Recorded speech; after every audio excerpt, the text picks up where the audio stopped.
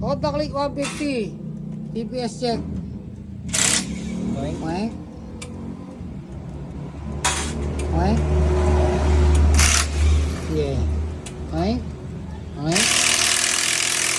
Parang equalizer ano. Boss, kumbaga sa taon, nag-aagaw buhay na eh.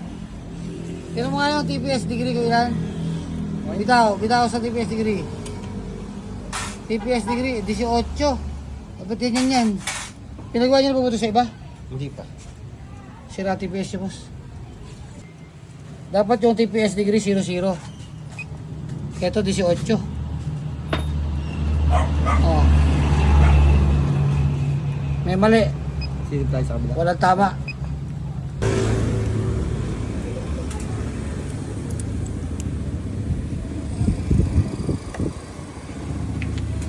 Oh, baliktad to. Mahusay. Baliktad. Oh, ang tamang posisyon niyan sa kabila. Oh, pati spring baliktad. Putakin na. Yan. Ganyan ang kabit niyan, mga iho ha. Huwag kang tatak. Tatak-tatak. Ganyan ang kabit niyan. Hindi doon ko napasok sa kabila. Oh, sige. So, yun. Tinanggal namin yung TPS niya. Pinata namin. Ayan, pang-click 150. Nakami tayo niyan. Then, dadiagnose natin. Para malaman natin kung talaga yung TPS ang may problema. Yung luma niya may problema. Baka mamaya may problema rin talaga yung, yung total body. So, ayan. Diagnosing tayo. Piti mo nga. Ay, nawala yung ano.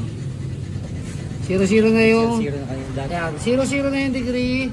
Kanina 0 yan. Oh, 0-0 yung degree.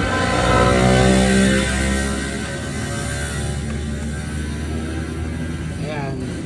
Sige, sagat mo. Baba. Isa pa. Ayun, okay na. 4.33 volts. Ayun, 4.33 volts.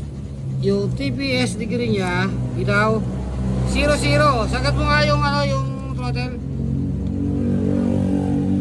Hanggang 76.5 degree yung ating TPS na ginagamit. So, testing lang muna. Pang test namin yan pang test. Papadala natin siya ng brand new. So, ayan. Solve na yan.